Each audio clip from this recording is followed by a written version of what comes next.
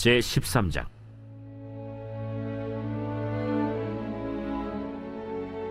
아브람이 애굽에서 그와 그의 아내와 모든 소유와 롯과 함께 네겝으로 올라가니 아브람에게 가축과 은과 금이 풍부하였더라. 그가 네겝에서부터 길을 떠나 베델에 이르며 베델과 아이 사이 곧 전에 장막 쳤던 곳에 이르니 그가 처음으로 제단을 쌓은 곳이라. 그가 거기서 여호와의 이름을 불렀더라. 아브람의 일행 롯도 양과 소와 장막이 있으므로 그 땅이 그들이 동거하기에 넉넉하지 못하였으니 이는 그들의 소유가 많아서 동거할 수 없었음이니라. 그러므로 아브람의 가축의 목자와 롯의 가축의 목자가 서로 다투고 또 가나안 사람과 브리스 사람도 그 땅에 거주하였는지라.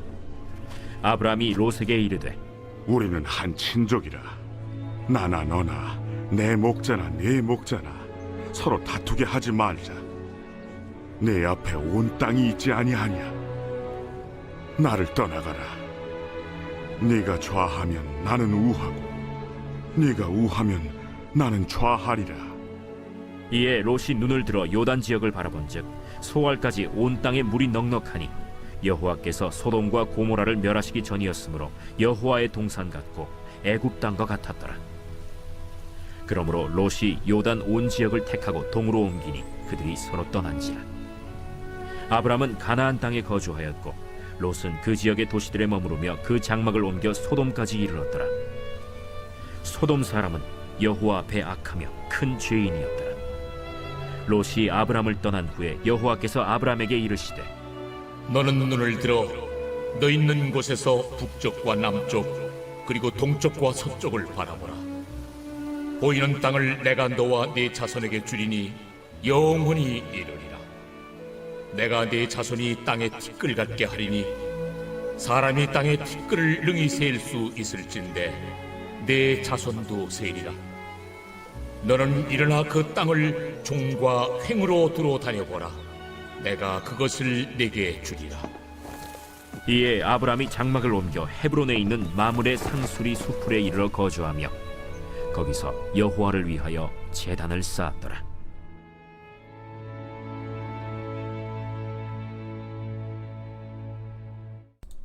여러분 반갑습니다. 오늘도 큐티로 여는 기막힌 하루입니다. 본 말씀 창세기 13장 1절부터 18절의 말씀입니다.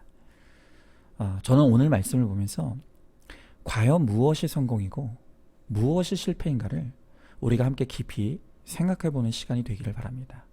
자, 여러분에게는 성공과 실패의 기준이 어디에 있습니까?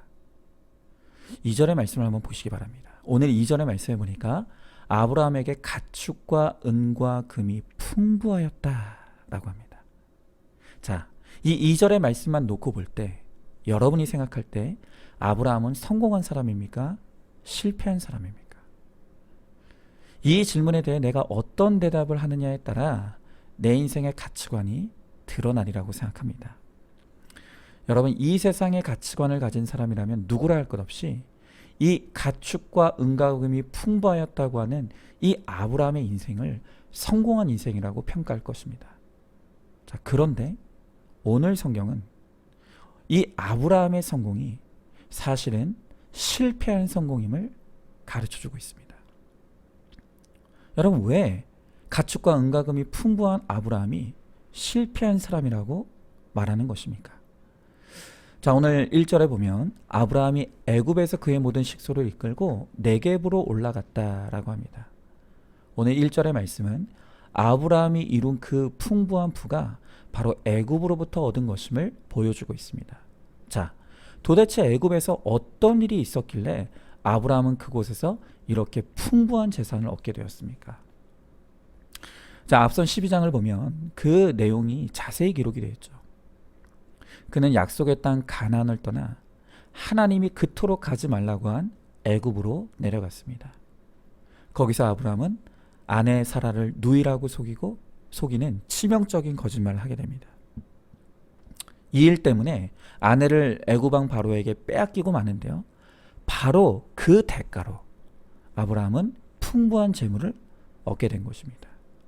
여러분, 믿음의 사람인 아브라함의 거짓말 때문에 일어난 부정적인 결과가 한두 가지가 아닙니다. 먼저 이 일 때문에 그는 사랑하는 아내를 잃어버릴 뻔했습니다. 자, 또한 사라를 잃어버렸으니 그를 통해 이어질 이 구속사의 계보도 끊어질 위기에 처했습니다.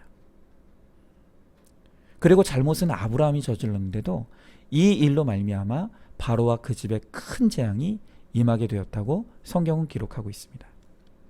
여러분, 이렇게 아브라함이 얻은 이 풍부한 재물은 온갖 거짓과 속임수, 그리고 많은 사람의 희생과 피해를 통해 얻게 된 것이었습니다. 여러분, 그러니 오늘 믿음의 눈으로 보았을 때 하나님의 관점에서 보면 아브라함의 성공은 완전히 실패한 성공인 것입니다.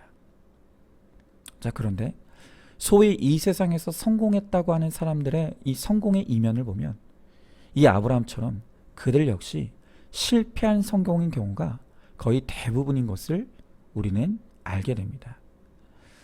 제가 참 여러 번 강조하는 말입니다. 우리는 흔히 돈 많은 사람을 보면서 그 사람 되게 잘 산다 라는 표현을 합니다. 여러분, 그러나 이것이 매우 잘못된 개념임을 우리는 알아야 합니다. 여러분, 돈이 많은 사람은 부자이지 그것은 잘 사는 것과는 전혀 관계가 없는 개념입니다. 여러분, 실제로 부자이지만, 돈이 많아 부자이지만 형편없이 못 사는 사람들이 얼마나 많은지 모릅니다. 제가 언젠가도 말씀드렸지 않습니까? 우리나라에서 가장 돈 많이 버는 재벌 회장이 잠을 자지 못한다고 합니다. 그래서 그것이 너무 고통스러워서 손대지 말아야 될 마약을 불법적으로 도움을 받다가 그것이 적발되어서 처벌을 받게 되었습니다. 여러분, 사람이 낮에는 자신의 삶을 살아내고 밤이 되면 깊은 잠에 빠져 휴식을 누릴 수 있는 것, 여러분, 이게 얼마나 큰 복인지 모릅니다. 잘 일어나고 잘 자는 것, 이것이야말로 잘 사는 인생의 비결입니다. 여러분, 그런데 이 재벌은 어떻습니까? 돈은 많아 부자입니다. 우리나라에서 가장 큰 부자라고 합니다. 그래서 그 돈으로 수천만 원짜리 침대와 침구류에 누워 있지만 그는 밤새 단 한순간도 잠을 이루지 못합니다. 여러분, 과연 그게 잘 사는 것입니까? 그가 부자일지는 모르겠지만 그는 잘 사는 인생은 아닌 것 같습니다. 이번에 광주에서 일어난 아파트 붕괴 사고도 한번 보십시오. 우리나라의 굴지의 대형 건설사에서 자신의 주머니를 더 채우겠다고 하도급에 재하도급을 주면서 공사 단가를 낮추다가 싸구려 자재를 쓰고 부실 시공을 하고, 그래서 그로 인해 건물이 무너져 많은 사람의 목숨을 앗아가고 말았습니다. 여러분, 그 회사의 브랜드 가치는 곤두박질을 치고 그 회사는 지탄의 대상이 되고 말았습니다. 여러분, 그 회사의 사주는요, 우리나라에서 내노라는 재벌가의 일원입니다. 부자입니다. 여러분, 그러나 누가 그 사람을 향해 잘 산다고 말할 수가 있겠습니까? 여러분, 오늘 이 아브라함처럼 이 세상에서 풍부한 재물을 소유한 소위 부자라고 말하는 사람들 중에 깨끗하게 부를 이룬 사람이 과연 몇이나 될까요? 아니, 오히려 이런 불의한 세상에서 깨끗한 부를 이루는 것이 과연 가능하긴 한 것입니까? 그러나 오늘 이 세상 사람들이 자기 행복이 우상이고 돈이 신이기 때문에 내가 더 많은 돈을 벌 수 있고 내가 더 행복할 수 있다고 한다면 오늘 이 아브라함처럼 거짓말과 속임수를 쓰는 것을 당연히 여기고 나 때문에 다른 사람이 다치고 죽고 피눈물 흘리는 것을 조금도 마다하지 않습니다. 여러분, 이렇게 부와 명예를 쌓고 세상에서 성공한 사람이라고 칭찬받을 수 있겠지만 과연 그런 사람들이 하나님 보실 때에도 성공한 인생이라고 말할 수 있겠습니까? 결코 그럴 수 없습니다. 자, 누가복음 18장에 보면 한 젊은 부자의 이야기가 등장합니다. 어느 날 한 젊은 부자가 예수님을 찾아와 묻습니다. 선한 선생님이여, 내가 무엇을 하여야 영생을 얻으리이까? 자, 영생을 묻는 이 젊은이에게 예수님은 하나님의 계명을 잘 지켜야 한다고 말씀하십니다. 그러자 이 부자가 웃줄 내며 그건 내가 어릴 때부터 철저히 지켰습니다 라고 합니다. 그때 바로 예수님은 그의 허를 찌르는 대답을 하시죠. 예수님이 말씀하시기를 내게 아직 한 가지 부족한 것이 있으니 내게 있는 것을 다 팔아 가난한 자들에게 나눠주라. 그리하면 하늘에서 내 보화가 있으리라. 그리고 와서 나를 따르라. 여러분, 그리고 바로 이 이야기 끝에 예수님이 하신 말씀이 바로 그 유명한 말씀. 낙타가 바늘기로 들어가는 것이 부자가 하나님의 나라에 들어가는 것보다 쉽다라고 말씀하신 것입니다. 여러분, 성경은 이 젊은이에 대해 그가 부자라는 것은 인정합니다. 그는 돈이 많은 사람이기에 부자가 맞습니다.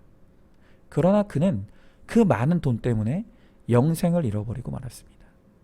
여러분, 그렇다면 그는 부자이지만 잘 사는 사람이 아니죠. 아니, 그 돈 때문에 저주받은 사람입니다. 한마디로 실패한 성공의 인생인 것입니다. 그렇습니다.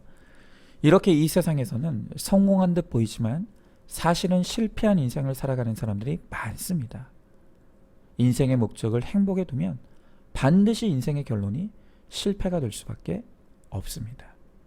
자, 한번 질문해 봅니다. 나에게 성공과 실패의 기준이 무엇입니까? 풍부한 재물만 보고 그 사람을 성공했다고 여기며 부러워하고 있지는 않습니까? 부자가 잘 사는 사람이라고 착각하고 있지는 않습니까? 내 인생의 목적이 행복입니까? 거룩입니까? 자, 이렇게 아브라함은 애굽에서 온갖 부끄러움과 수치를 당하고 그 대가로 풍부한 재물을 얻게 되었습니다. 그러나 아브라함은 이렇게 자신에게 풍부한 재물을 안겨준 애굽을 미련 없이 떠났습니다. 그리고 오늘 3절 4절의 말씀에 보니까 그가 베델에 이르러 거기에 제단을 쌓고 여호와의 이름을 불렀다라고 합니다. 여러분, 이렇게 아브라함이 애굽으로 갔다가 온갖 죄를 짓고 온갖 수치를 당하고 나니 그 애굽이 내가 있어야 될 곳이 아님을 비로소 깨닫게 되었습니다. 그리고 드디어 베델로 돌아와 제단을 쌓고 여호와의 이름을 불렀다고 합니다. 여러분, 이렇게 예배가 회복되고 말씀이 들리니 이 아브라함이 다시금 인생의 목적이 행복이 아니라 거룩임을 알게 되었습니다. 또한 말씀으로 내 인생이 해석되니 자신의 성공은 실패한 성공인 것이 깨달아지고 자신이 이룬 그 풍부한 부도 수치의 재물임을 깨닫게 되었습니다. 여러분, 우리도 마찬가지입니다. 지금 내 아이가 공부한답시고 주일 예배도 못 드리는데 인류대학에 합격하면 그게 기쁜 일이겠습니까? 남편이 줄을 잘 대고 뇌물 바쳐서 사업에 성공했는데 참 잘했다고 박수칠 일이겠습니까? 여러분, 믿음의 사람은 성공을 잘 해석해야 합니다. 이럴 때 기뻐해서는 안 됩니다. 왜냐하면 그것은 실패한 성공이고 수치의 재물이기 때문입니다.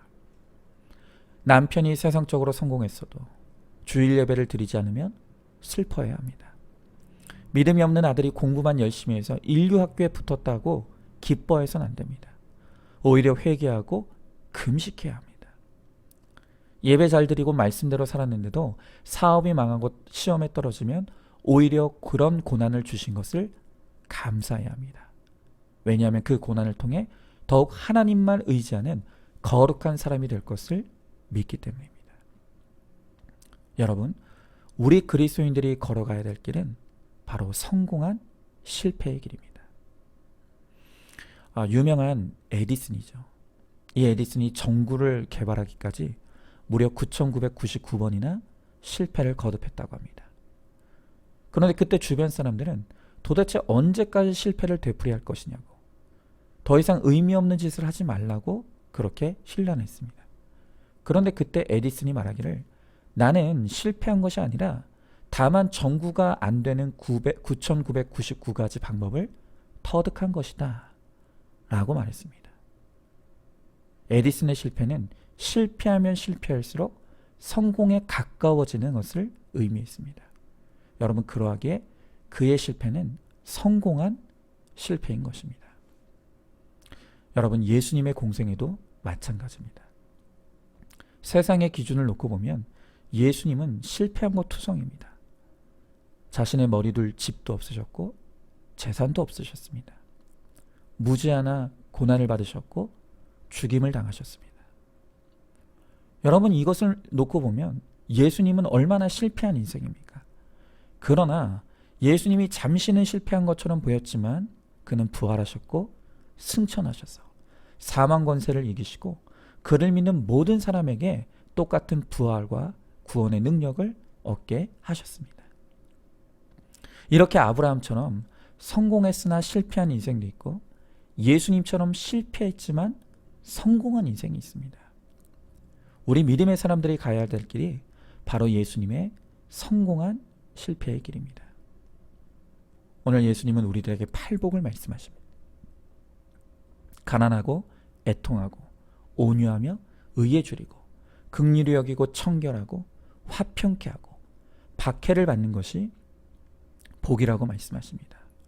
여러분, 세상의 가치관으로 보면 누가 이런 걸 복이라고 말하겠습니까? 누가 이런 삶을 성공한 삶이라고 하겠습니다. 그런데 예수님은 바로 이것이 진짜 행복이고 바로 여기에 진짜 성공이 있다고 말씀하시는 것입니다. 여러분, 이제 아브라함은 실패한 성공의 길에서 돌이켜 이 땅에서 이제 성공한 실패의 삶을 살아갑니다. 행복이 아닌 거룩, 기복이 아닌 팔복을 자신의 길로 놓고 가는 이 아브라함을 향해 하나님은 땅에 티끌같이 많은 영적인 후손과 하나님의 나라를 유업으로 주시겠다고 약속하시는 것입니다. 여러분, 이렇게 예수님의 길을 따라가며 우리 인생의 목적이 거룩에 있음을 알고 팔복을 나의 복으로 누리며 살아가면 하나님께서 우리의 인생을 반드시 성공한 인생이 되게 하시는 것입니다. 자, 오늘자 큐티인 간증에 진미경 성도님의 간증이 실려 있습니다. 이분의 간증을 보면 실패한 성공의 인생이었지만 이제 예수님 안에서 성공한 실패의 인생을 살아가는 믿음의 삶이 잘 드러나 있습니다. 우리 성도님은 큰언니의 이혼을 보면서 절대 이혼할 것 같지 않은 온유한 성품의 치과 의사인 남편과 만나 결혼을 했고 또 믿는 시댁 덕에 믿음도 갖게 되었다고 했습니다. 여러분, 이것만 보면 누가 봐도 남편 잘 만나고 시집 잘 간 성공한 인생 아닙니까? 그러나 시어머니도 남편도 우리 성도님도 인생의 목적에 거듭나지 못했기 때문에 남편은 성공을 위해 무리한 빚을 밤낮치고 또 아내인 성도님도 그럴수록 자식 염려, 재정 염려, 친정 염려에 빠져서 우울증까지 앓게 되었다는 것입니다. 그러던 중 시어머니가 치매에 걸리고 그동안 부모님께 도움을 받아왔다는 이유로 다른 형제들이 부모님의 재산도 다 뺏어가고 말았습니다. 그러나 이러한 실패의 고난을 통해 성도님은 큐티하는 공동체로 인도되었고 남편과 함께 공동체에 속하게 되었습니다. 이후 말씀을 듣던 남편은 자신의 현실을 인정하고 빚에 대한 회생을 신청하게 되었고 우리 집사님도 그동안 안정된 삶을 인생의 목적으로 두었기에 돈과 남편을 우상 삼고 시댁의 굴종해야 한 죄를 회개하게 되었습니다.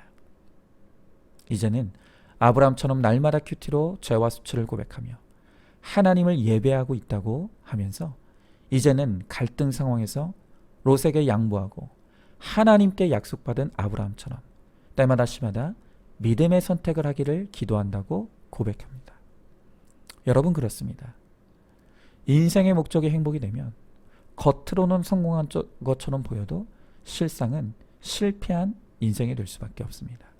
그러나 예수님을 따라 십자가의 길, 거룩의 길을 우리의 인생의 길로 놓고 말씀의 적용과 순종을 이루며 나아갈 때 하나님께서 우리를 진실로 성공한 인생의 길로 인도해 주십니다. 여러분, 그것을 믿고 오늘도 주님을 온전히 쫓아 성공한 실패에 영광스러운 길을 걸어가는 저와 여러분 우리 모두가 될 수 있기를 소망합니다. 한번 질문해 봅니다. 십자가의 길, 거룩의 길이 바로 내가 쫓아가야 될 길임을 믿으십니까? 머리로는 알면서 마음은 여전히 행복과 기복을 쫓고 있지는 않습니까? 거룩을 위해 자발적인 실패를 이루었을 때 하나님께서 성공하게 하신 간증이 있습니까? 지체들과 함께 나눠보시기 바랍니다. 자, 오늘도 1월 26일 보석상자 우리 함께 보도록 하겠습니다. 내가 맞아 죽을지언정, 병에 걸려 죽을지언정, 끝까지 저들에게 죄를 돌리지 말라고 하며 죽으면 그것이 최고로 원수 갚는 것이고 그 집안을 영원히 살리는 최고의 축복입니다. 아멘. 우리 함께 기도하겠습니다. 하나님, 지난날 나의 성공과 나의 행복을 위해 거짓된 설교와 거짓된 사역을 일삼던 제가 바로 죄인입니다. 그러나 말씀이 들리는 은혜를 주셔서 이제 거룩을 쫓는 인생, 팔복을 누리는 인생이 되게 하심을 감사드립니다. 예수님의 십자가의 길을 나의 길로 놓고 가게 하시고 주와 함께 고난당함으로 마침내 예수와 함께 부활의 영광에 동참하며 하나님의 나라를 누리는 가장 복된 인생이 되게 하여 주시옵소서. 믿사오며 예수님 이름으로 기도드리옵나이다. 아멘. 오늘도 큐티로 기막힌 하루를 살아내는 하늘가족 공동체 우리 모든 성도님 되시기를 주님의 이름으로 축복합니다.